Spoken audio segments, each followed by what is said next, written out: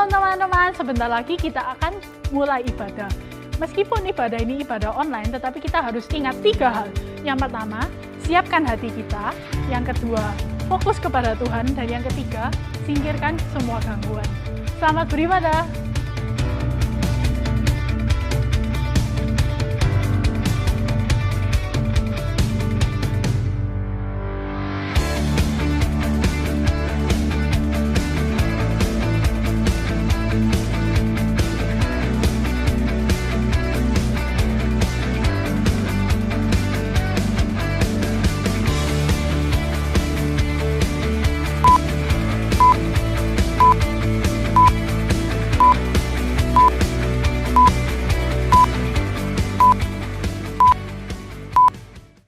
Shalom semuanya.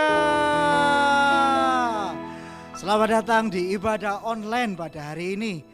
Mari sebelum kita memuji Tuhan, sebelum kita memulai ibadah, kita berdoa terlebih dahulu. Terima kasih Tuhan Yesus buat hari ini ya Bapa. Sungguh kami bersyukur ya Bapa buat kasih-Mu, anugerah-Mu, penyertaan-Mu sempurna untuk setiap kami ya Bapa. Kami rindu untuk menaikkan syukur kami kepadamu.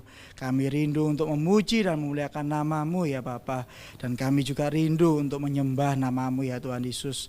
Hanya nama-Mu yang dimuliakan, hanya nama-Mu yang ditinggikan atas setiap pujian dan penyembahan kami ya Bapa. Di dalam nama Tuhan Yesus Kau sertai dari awal hingga akhir ibadah online ini. Di dalam nama Tuhan Yesus, haleluya, amin. Mari kita bersama-sama memuji Tuhan. Kita sama-sama mengagungkan nama Tuhan. Kita naikkan syukur kita kepada Tuhan. Segala puji syukur hanya bagi-Mu Tuhan. Sebab Kau yang layak dipuja. Kami mau bersorak, kami mau bersorak, tinggikan nama-Mu. Haleluya. Segala puji syukur, segala puji syukur hanya bagi-Mu Tuhan. Sebab Kau yang layak dipuja. Kami mau bersorak, kami mau bersorak, tinggikan nama-Mu. Haleluya.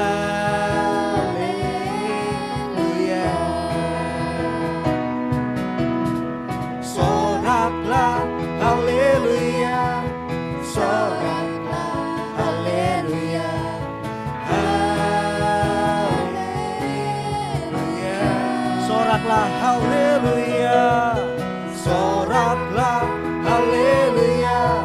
Soraklah, haleluya. Haleluya. Segala puji syukur, segala puji syukur hanya bagi-Mu Tuhan. Sebab Kau yang layak dipuja. Kami mau bersorak, tinggikan nama-Mu. Haleluya.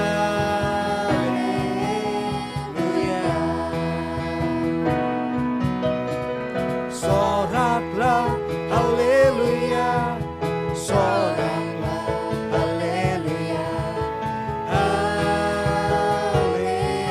Haleluya. Soraklah, haleluya. Soraklah, haleluya. Haleluya. Soraklah, haleluya. Soraklah, haleluya. Soraklah, haleluya. Haleluya.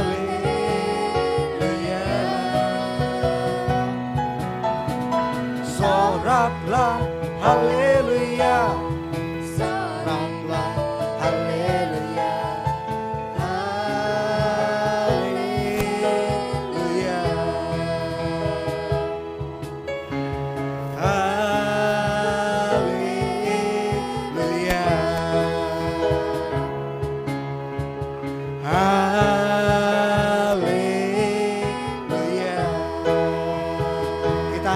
bersorak haleluya. Dan kita bersyukur karena ada satu sobat kita yang setia, yang selalu bersama dengan kita.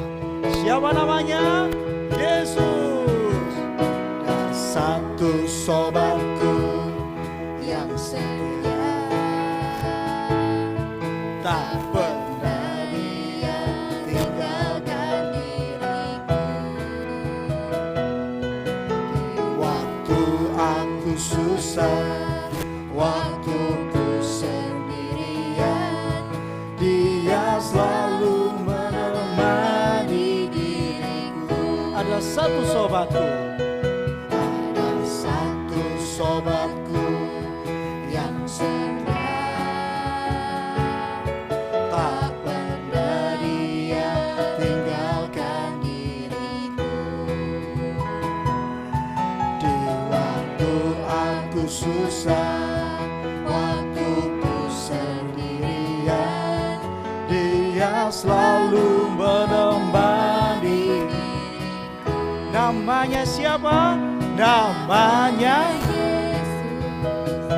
namanya Yesus. Nama Yesus yang menghibur hatiku. Namanya Yesus. Namanya Yesus. Nama Yesus yang menghibur hatiku. Ada satu sobatku, ada satu sobatku yang setia, tak pernah dia tinggalkan diriku. Di waktu aku susah, waktu ku sendirian, dia selalu menemani. Namanya siapa? Namanya Yesus. Namanya Yesus. Nama Yesus yang menghibur hatiku. Namanya Yesus.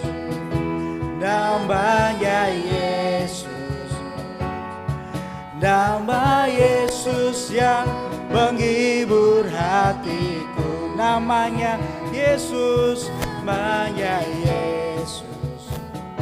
Namanya Yesus. Nama Yesus yang menghibur hatiku. Namanya Yesus. Namanya Yesus. Nama Yesus yang menghibur hatiku. Nama Yesus yang menghibur hatiku. Yesus yang menghibur hatiku. Nama Yesus yang menghibur hatiku. Masih siap untuk memuji Tuhan? Mari kita mau memuji Tuhan lebih semangat lagi. Kita sekarang pakai gerakan ya. Yuk coba rentangkan kedua tangan kamu. Meskipun ada di rumah tetap rentangkan kedua tanganmu. Ku mau terbang tinggi di awan bersamamu dalam kemuliaan. Sebab firman-Mu teguh menopang, ku kan aman dalam-Mu Tuhan. Sekali lagi, ku kan terbang tinggi di awan bersama-Mu dalam kemuliaan. Sebab firman-Mu teguh menopang, ku kan aman dalam-Mu Tuhan.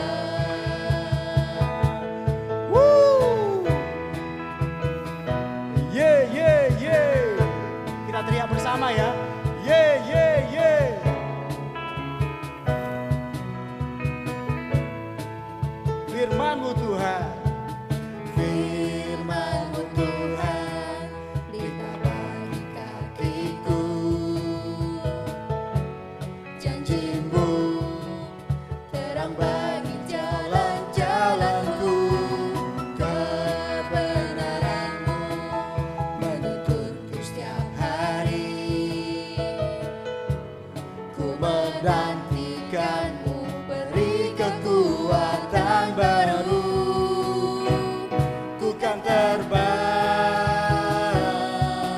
tinggi di awan bersamamu dalam kemuliaan. Sebab firman-Mu teguh menopang, ku kan aman dalam-Mu Tuhan.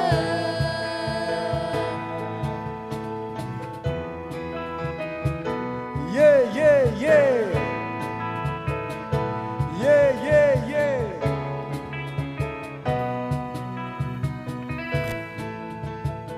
Firman-Mu Tuhan, firman-Mu Tuhan, Berita bagi kakiku, janji-Mu terang bagi jalan-jalanku, kebenaran-Mu menuntunku setiap hari. Ku menantikan-Mu, beri kekuatan baru. siap terbang, ku kan terbang tinggi di awan bersamamu Dalam kemuliaan, sebab firman-Mu teguh menopang, ku kan aman dalam butuh. Ku kan terbang, ku kan terbang tinggi di awan bersamamu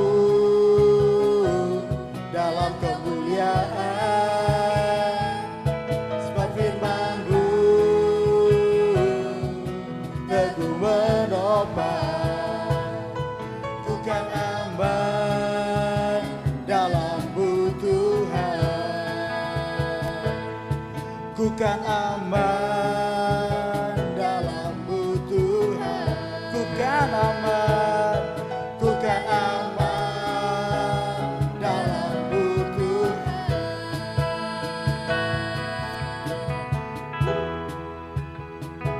Yeah, yeah, yeah.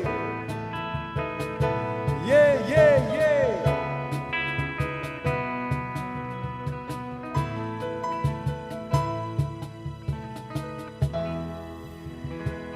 Wah, setelah kita memuji Tuhan dengan semangat, mari kita mau menyembah nama Tuhan. Kita mau mengagungkan namanya.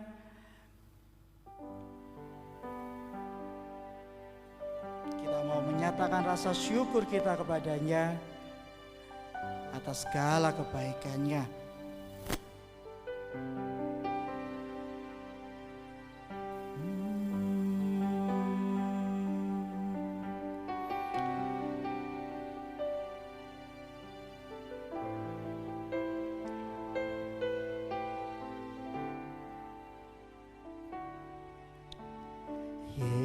Yesus, Kau sungguh baik. Yesus, nama-Mu indah. Yesus, ku cinta Kau selalu. Ku tinggikan, ku agungkan selamanya. Yesus, Kau sungguh baik. Yesus, nama-Mu indah. Yesus, ku cinta Kau selalu.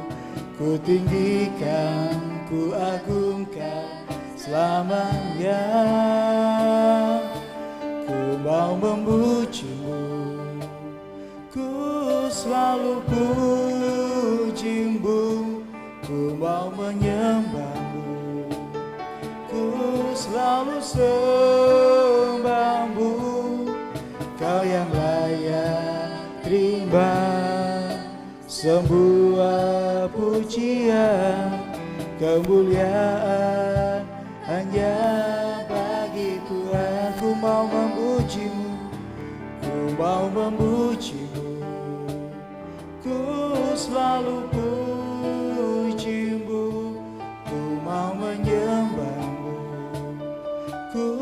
selalu sembahmu, Kau yang layak terima semua pujian, kemuliaan hanya bagi Tuhan.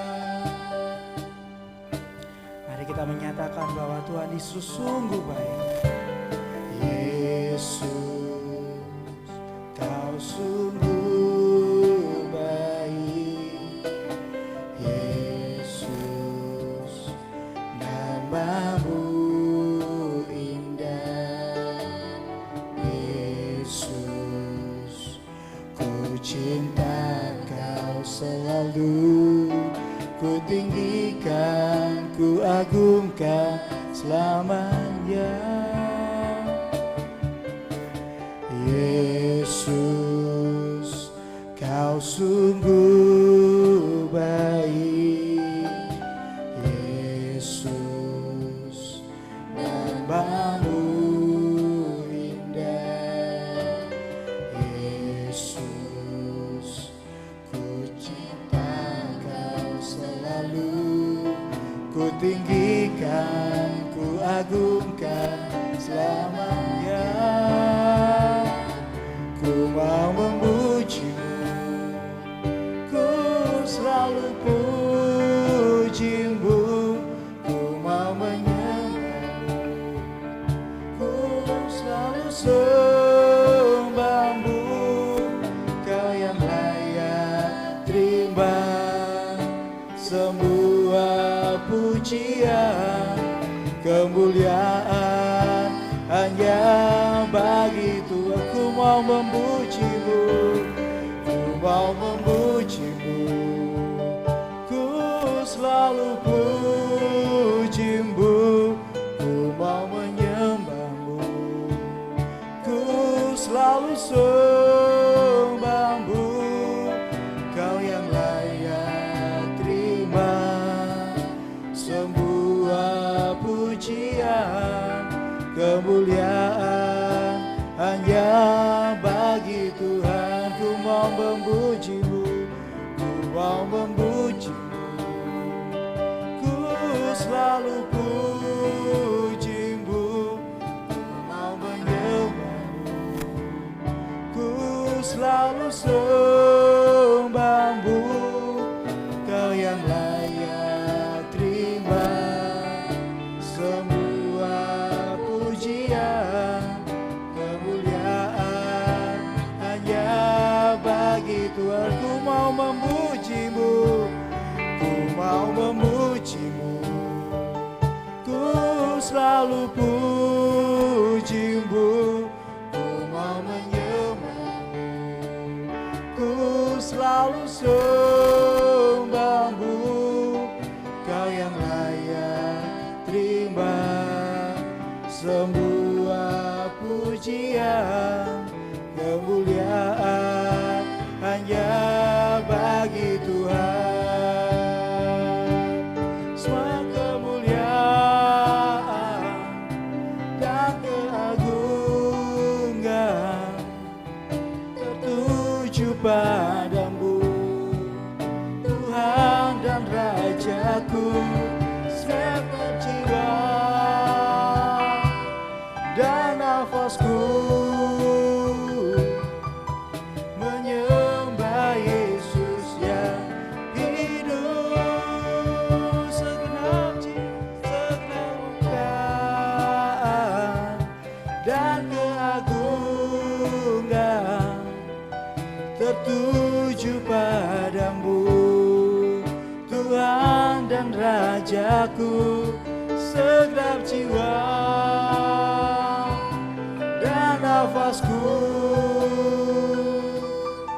menyembah Yesus yang hidup. Oh, oh, ku mau memujimu, ku selalu pujimu, ku mau menyembahmu, ku selalu sembahmu, Kau yang layak terima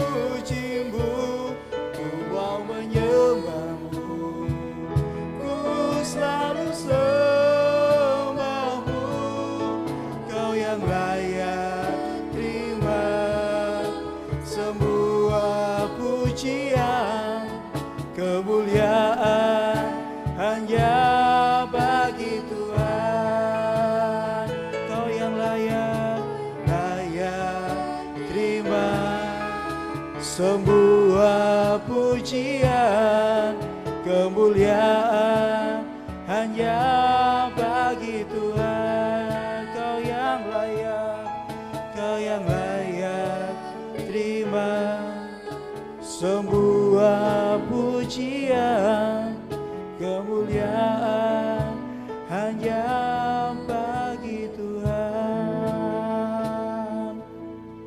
Mari kita mau sembah nama Tuhan.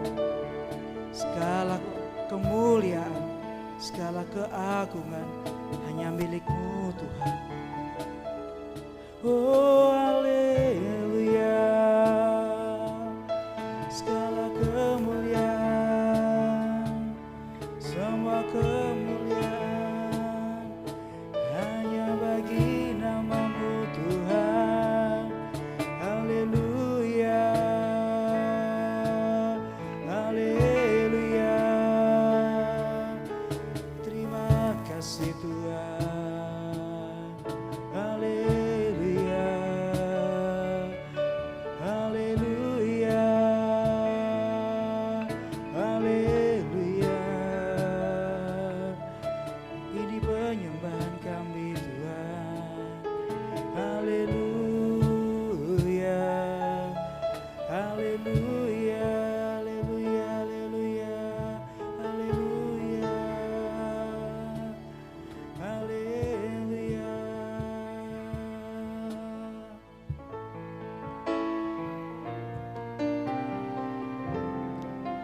Mari kita lebih mengagungkan namanya. Mari kita lebih lagi menyembahnya. Boleh saya ajak untuk angkat tangan kananmu. Kita pujikan bersama-sama. Hosana in the highest.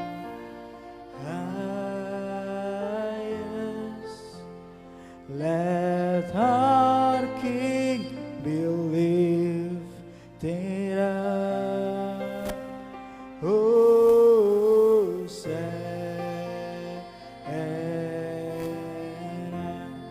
Hosanna,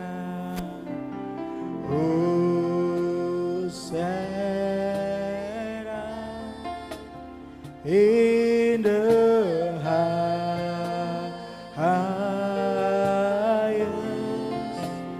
Let our King be lifted up. Hosanna, Hosanna, Hosanna in the highest. Let our King be lifted up. Hosanna, Hosanna.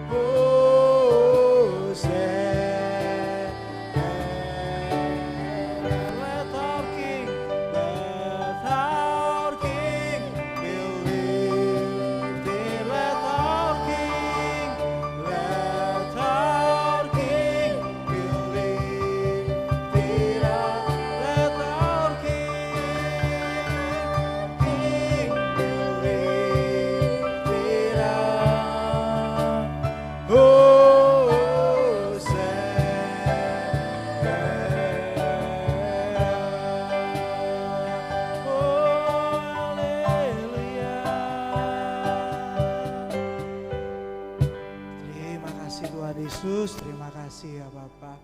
Hanya nama-Mu yang ditinggikan, hanya nama-Mu yang dimuliakan untuk setiap pujian dan penyembahan kami ya Bapa.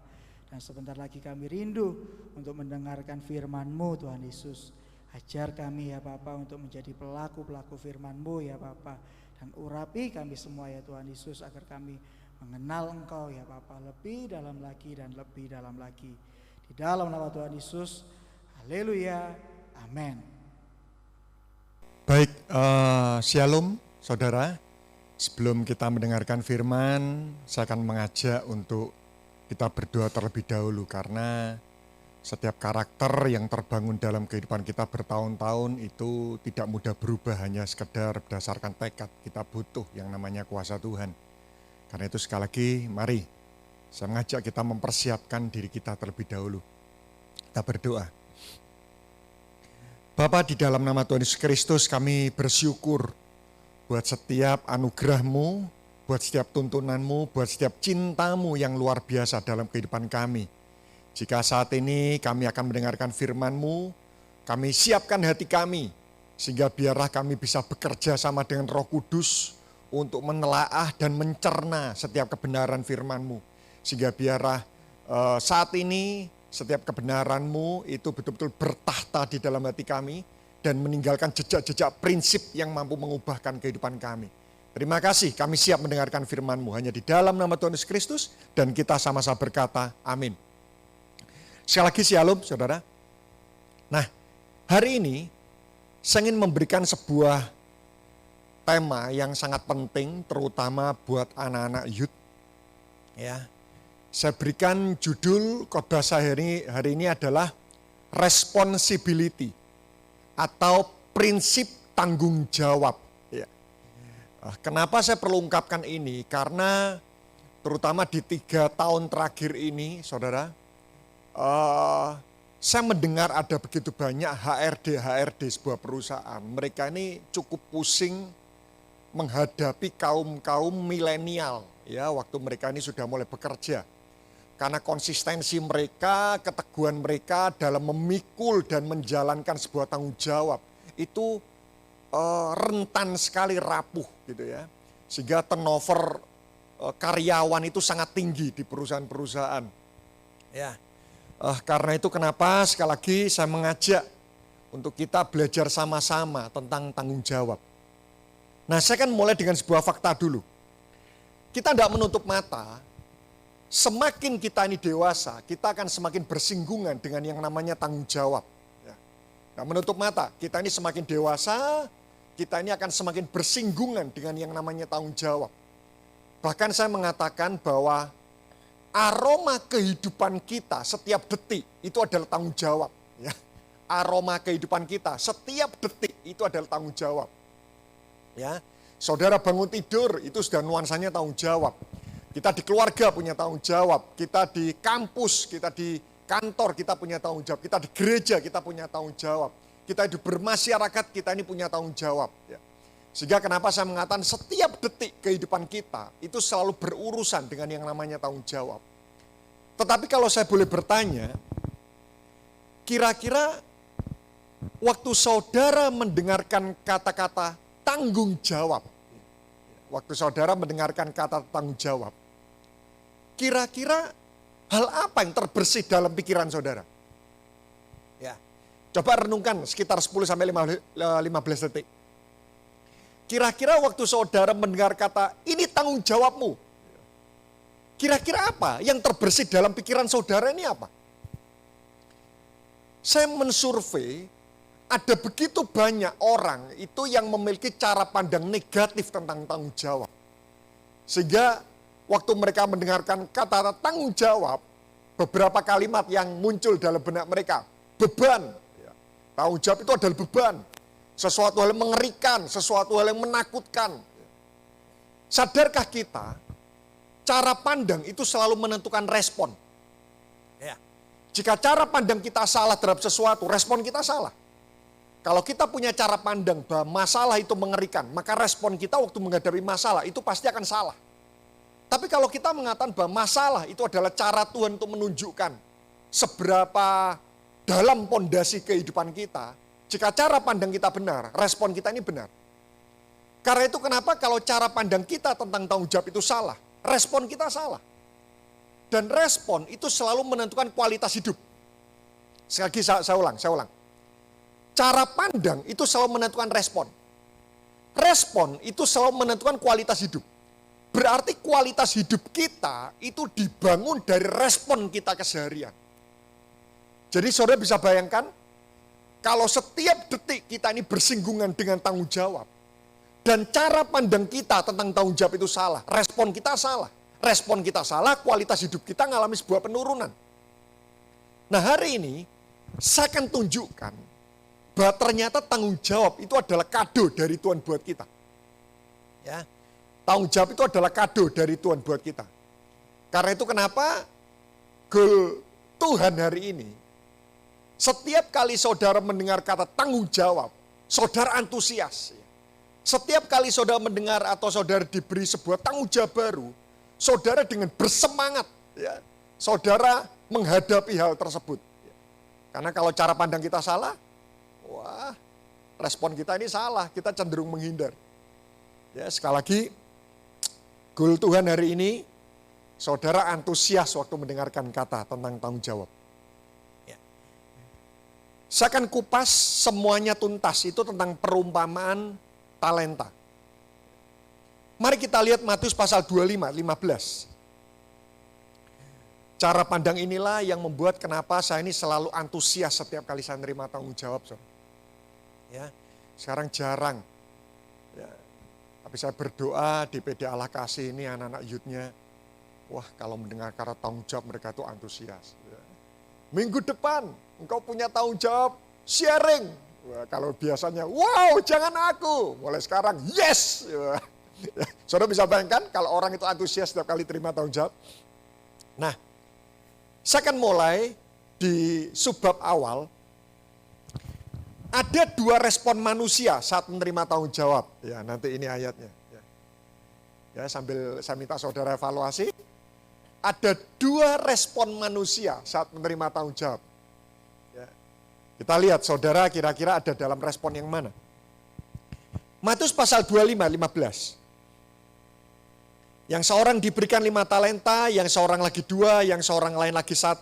Masing-masing menurut kesanggupannya, lalu ia berangkat. 16, perhatikan. Dua kata pertama. Segera pergilah hamba yang menerima 5 talenta itu. Ia menjalankan uang itu. Lalu beroleh laba 5 talenta. Lihat, garis bawahi kata-kata segera pergilah. Hamba yang pertama, ya, dan juga hamba yang kedua, respon pertamanya waktu menerima tanggung jawab itu adalah segera pergilah. Respon pertama, manusia yang terima tanggung jawab itu adalah bersemangat dan antusias. Setiap kali terima tanggung jawab, dia selalu bersemangat dan antusias. Segera pergilah. Ya, itu hamba yang terima 5 talenta.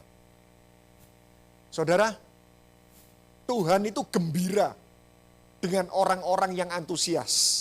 Ya. Saudara coba kalau saudara bertemu dengan orang, setiap kali diberi tanggung jawab, ya, dia selalu menghindar. Malas saudara berurusan dengan orang-orang seperti itu. Saudara bekerja, saudara jadi pemimpin perusahaan, memberi tanggung jawab pada seseorang itu selalu mengatakan, jangan saya. Malas saudara. Tapi kalau saudara ini berjumpa dengan orang yang selalu antusias diberi tanggung jawab, ya. Oke, tahun depan targetmu dinaikkan. Siap Pak. Wah itu, kita itu senang sekali berurusan dengan orang-orang yang bersemangat. Begitu pula dengan Tuhan. Tuhan itu suka dengan orang-orang yang bersemangat dan antusias setiap kali terima tanggung jawab. Kenapa antusias itu penting, saudara? Antusias itu memenangkan 40% pertandingan kita. Contoh, saudara yang mau ujian skripsi. Ya. Saudara tidak bersemangat, saudara tidak antusias, saudara stres. Itu hikmat semua hilang. Ya. Saya mau nyampaikan khotbah, saya tidak bersemangat. Wah itu kreativitas, hikmat itu semua hilang. Saudara. Tapi kalau kita mau melayani Tuhan, kita itu bersemangat. Saudara. Lain, semangat itu memenangkan 40% pertandingan. Semangat itu melahirkan kreativitas. Semangat itu melahirkan keyakinan. Semangat itu melahirkan kekuatan. Semangat itu melahirkan keteguhan. Saudara. Ya. Semangat itu melahirkan pewahyuan. Saudara. Ya. Karena itu kenapa saya berdoa, saudara terima tanggung jawab. Ya. Saudara selalu semangat dan antusias menyongsong tanggung jawab itu. Dan pada saat engkau memberikan respon yang benar tentang tanggung jawab, Tuhan itu gembira memberikan kepercayaan dalam kehidupan saudara. Respon yang kedua, Matius pasal 25. Ya, respon yang pertama semangat dan antusias. Matius 25 ayat 24.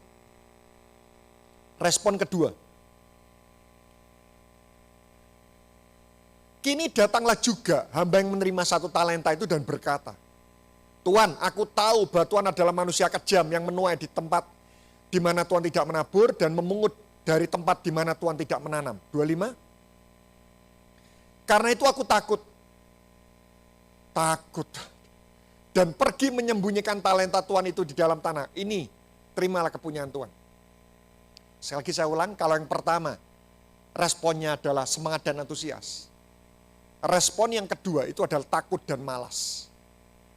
Ya, malas, takut. Saya percaya ada di antara saudara yang mendengarkan firman ini, saudara pernah takut waktu menghadapi tanggung jawab. Coba, kenapa saudara takut waktu menghadapi tanggung jawab? Rata-rata saya mendapatkan jawaban, kenapa orang itu takut menghadapi tanggung jawab?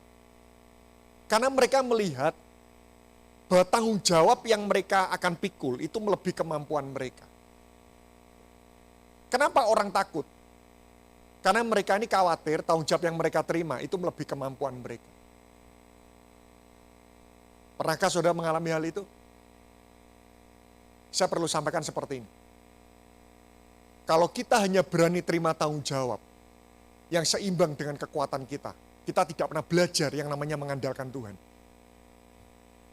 Saya ulang lagi. Kalau kita hanya berani terima tanggung jawab yang seimbang dengan kekuatan kita, maka kita tidak akan pernah belajar yang namanya mengandalkan Tuhan.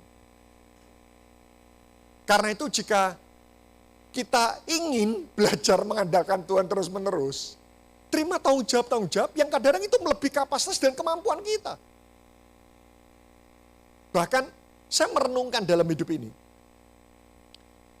faktanya hidup kita ini semakin tidak masuk akal kalau kita ini selalu tidak berani mengambil tanggung jawab yang melebihi kekuatan kita. Saya ulang lagi. Faktanya kehidupan kita itu akan semakin masuk akal kalau kita ini berani terima tanggung jawab yang melebihi kemampuan kita. Saya beri contoh. Kira-kira saudara setelah lulus SD, pernah tidak terpikir untuk mengulang SD lagi? Ya setelah lulus SD kelas 6, Pak, saya tidak mau naik ke SMP. Ya, sulit, itu melebihi kemampuan saya. Saya kepingin ngulang mulai SD lagi kelas 1. Ada di antara saudara melakukan itu? Tidak mungkin, itu konyol. Saya percaya 100% saudara yang mendengarkan firman ini, tidak pernah ada di antara saudara yang setelah lulus SD mau ngulang SD lagi. Padahal saudara pasti juara loh. Saudara pasti lulus. Ya. Saudara kalau sudah lulus SD kelas 6, saudara ngulang kelas 1 SD, percayalah saudara pasti juara kelas. Saudara melalui pelajaran-pelajaran itu tidak perlu belajar. Tapi kenapa engkau mau naik ke SMP, ya, nangis lagi, susah lagi, berkeringat lagi, berupaya lagi, bisa ngalami kegagalan lagi. Engkau naik SMA, engkau naik kuliah. Faktanya kita bersekolah itu 20 tahun. Kita ini dilatih selama 20 tahun. Itu selalu memikul tanggung jawab, itu yang melebihi kemampuan kita. Dan akhirnya, suatu ketika setelah kita ini lulus kuliah, ya, dulu waktu kita SD, kita belajar susah nangis. Tapi waktu kita ini sudah lulus SMP, kita lihat adik kita, aduh nyonyo gitu aja kok enggak bisa. Nah, sadar enggak? Karena itu kenapa saya perlu mengatakan bahwa kita ini menjadi orang yang sangat masuk akal. Kalau kita ini berani terima tanggung jawab, itu yang melebihi kemampuan kita. Bahkan saya merenungkan dalam kehidupan ini. Kalau saudara berusaha terima tanggung jawab, saudara sudah terima tanggung jawab, saudara sudah berupaya tapi gagal, hidup saudara tetap lebih baik daripada orang yang tidak berani terima tanggung jawab sama sekali. Contoh, misal, saudara diminta, ayo ya, minggu depan sharing rekaman khotbah di YouTube. Waduh, saya enggak berani gitu. Ya. Tapi suatu kan misal saudara, ya sudah. Saudara nyampaikan firman, terbata-bata, engkau gagap mungkin. Engkau berusaha terima tanggung jawab, engkau sudah berupaya, tapi akhirnya gagal. Hidup saudara tetap lebih baik daripada orang yang tidak berani terima tanggung jawab sama sekali. Percayalah seperti ini, orang yang punya target tapi gagal, hidupnya tetap lebih baik daripada orang yang tidak berani punya target. Bahkan yang saya tahu kalau kita terima tanggung jawab dan gagal, maksimal dimarahin kok. Ada yang di sini, saudara mendengarkan firman ini, saudara terima tanggung jawab gagal lalu saudara dicambuk? Tidak ada. Cuma dimarahin. Benefit yang kita dapatkan saat kita terima tanggung jawab berusaha tapi akhirnya gagal. Benefit yang kita dapatkan itu jauh lebih besar daripada efek negatif karena kita dimarahin. Cuma dimarahin. Hasil dari kegagalan membuat kita makin cerdas. Saya berdoa mulai hari ini, rekan-rekan youth, berani terima tanggung jawab yang melebihi kemampuanmu. Beranilah. Meskipun kadang kau takut. Karena percaya kau akan punya pengalaman-pengalaman bersama dengan Tuhan waktu kau memikul tanggung jawab yang melebihi kapasitasmu. Ya, respon pertama, semangat dan antusias. Dan respon yang kedua itu adalah takut dan malas. Ya. Saya akan masuk. Bagaimana cara pandang Tuhan tentang tanggung jawab. Saya percaya waktu nanti saudara usai mendengarkan firman ini, wah saudara bisa melihat bahwa tanggung jawab itu betul-betul kado dari Tuhan buat kita. Matius pasal 25, 15. Ya.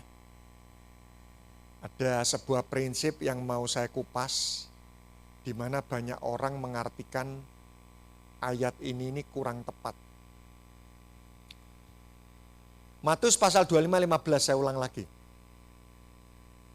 Yang seorang diberikan 5 talenta, yang seorang lagi 2, yang lain lagi 1, masing-masing menurut kesanggupannya, lalu ia berangkat. Oke. Coba saudara lihat. Saya minta saudara menjawab ya, meskipun saudara di dalam di rumah saudara. Kira-kira ada 3 hamba, diberi 5, diberi 2, diberi 1. Kira-kira jumlah itu yang nentukan Tuhan atau mereka bertiga? Atau pas di sini saya bisa minta tolong tiga volunteer yang duduk ini. Ayo ke sini sebentar. Ya, ini kan ibadah youth pas kok yang datang youth semuanya, gitu kan? Ya. Oke. Ya, di sini. Apakah terlihat? Di sini. Oke. Ya, kebetulan ini 3 hamba dalam perumpamaan ini, gitu. Nah. Ya. Alkitab mengatakan ada hamba diberi 5, 2, dan 1. Nah, kira-kira 5, 2, 1 itu jumlahnya yang menentukan Tuhan atau orang-orang ini? Tuhan. Dulu saya juga berpikir seperti ini. Tapi coba saudara lihat di ayat itu. Diberikan 5, 2, 1, masing-masing menurut kesanggupannya, ayat 15. Menurut kesanggupannya. Yaitu menurut bahasa aslinya menurut kesiapan mereka.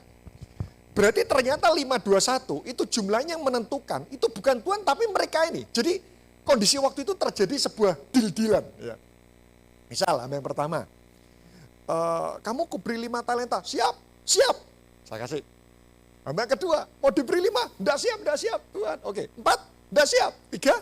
Enggak siap. 2. Siap. Deal. 3. Pria. Gitu ya.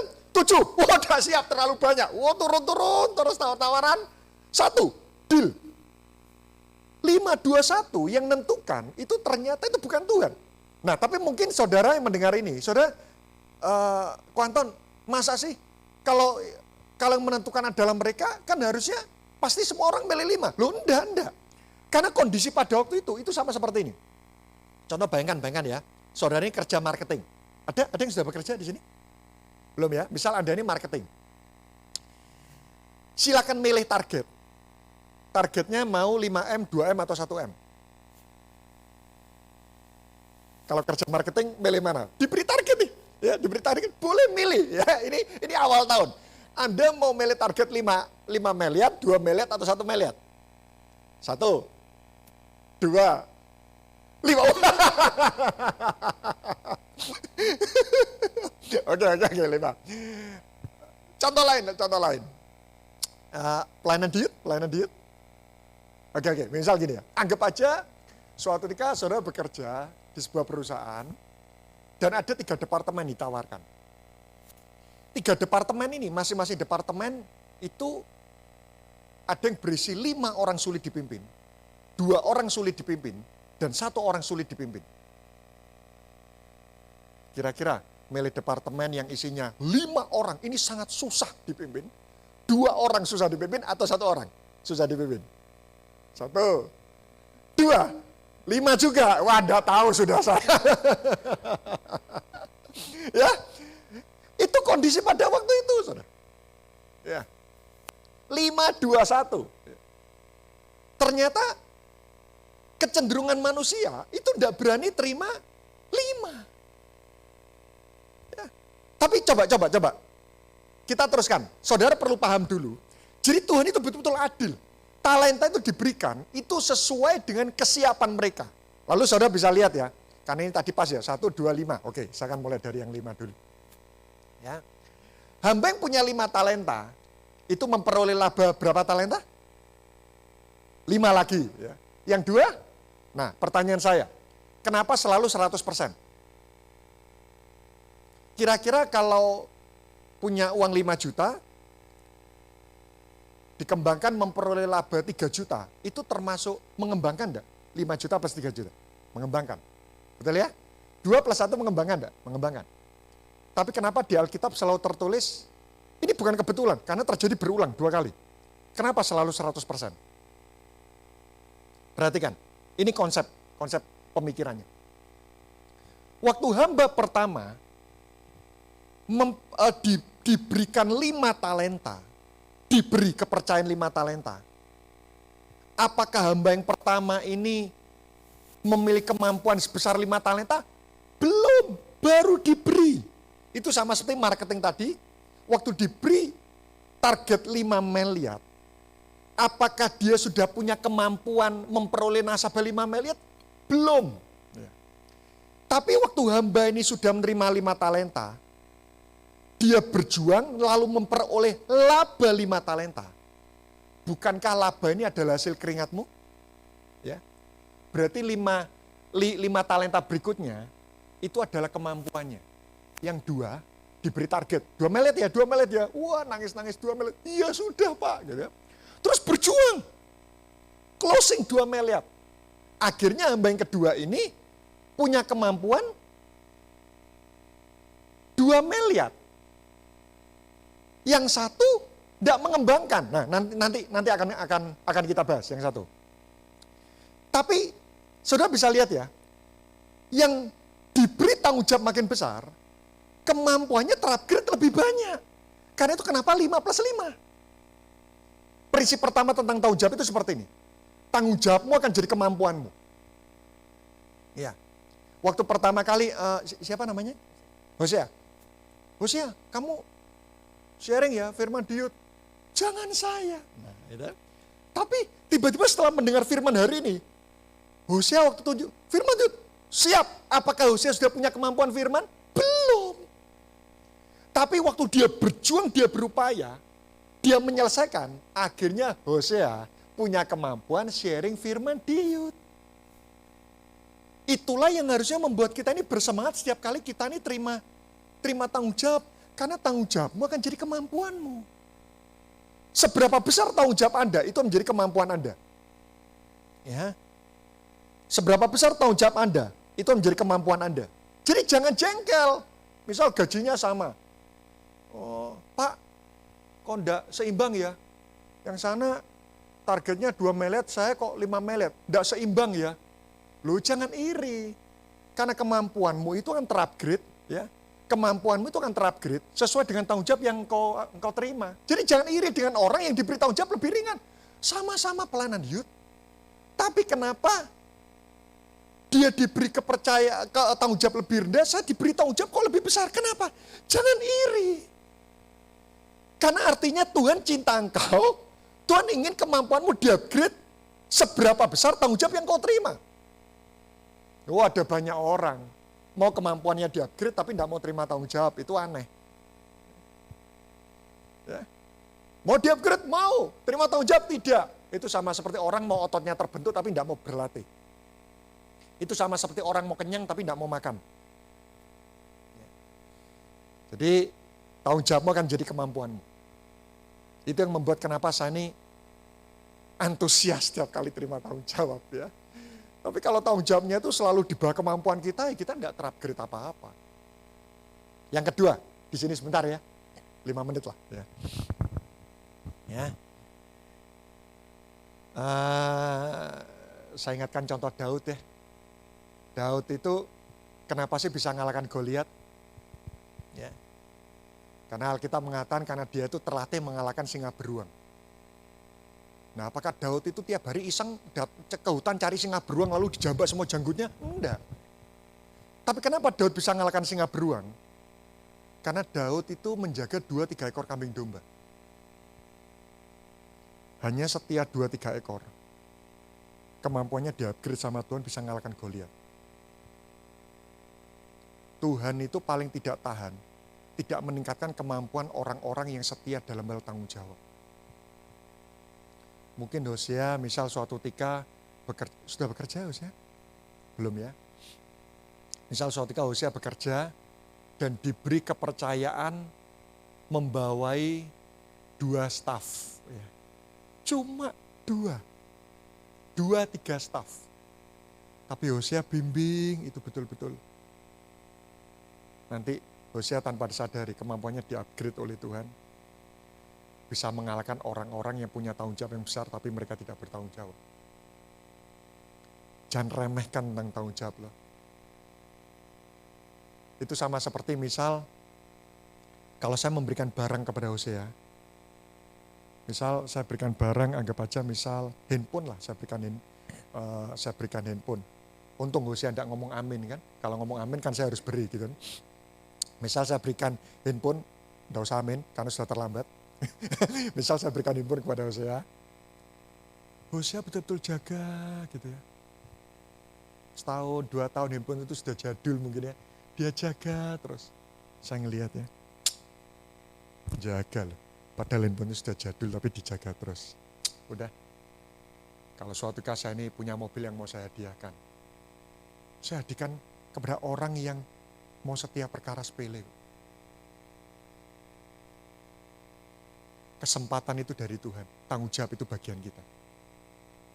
Ada orang mengatakan gini, kesempatan tidak datang 1 kali. Kesempatan itu hanya datang 1 kali. Saya tidak setuju. Buat orang yang bertanggung jawab, Tuhan itu akan menciptakan kesempatan-kesempatan baru buat kita. Tapi kalau kita tidak bertanggung jawab, kesempatan-kesempatan ada itu bisa di bumi hanguskan karena kita tidak bertanggung jawab. Ya, tanggung jawab kita itu akan menentukan kemampuan kita. Udah. Sudah 30 menit, Saudara. Oke, terima kasih. Ya, terima kasih. Ya. Saya berikan 1 poin ini aja deh. Ya.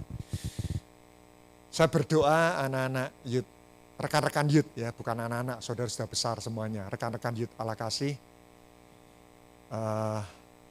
Mulai saat ini antusiaslah terima tanggung jawab. Ya, antusiaslah. Karena kemampuanmu itu akan di-upgrade sesuai dengan tanggung jawab yang Tuhan percayakan. Mari kita berdoa. Bapak, terima kasih buat kebenaran firman yang kau sampaikan sekelumit pada hari ini. Tapi kami berdoa biar 1 poin ini itu menolong setiap kami semua agar mulai hari ini kami selalu antusias dan bersemangat terima tanggung jawab. Kegagalan itu hal yang normal. Kegagalan itu menjadi tidak normal kalau kami trauma dan tidak berani lagi memikul tanggung jawab. Itu sesuatu yang tidak normal. Tetapi selama kami ini menjadi seorang manusia, kami mengalami kegagalan, itu wajar. Bahkan kami percaya Tuhan bisa bekerja di tengah-tengah kegagalan kami. Untuk membuat kami sadar bahwa kami ini adalah manusia yang sangat membutuhkan yang namanya anugerah Tuhan. Terima kasih. Sempurnakan firman-Mu hanya di dalam nama Tuhan Yesus Kristus dan kita sama-sama berkata, amin. Terus memberkati saudara semua.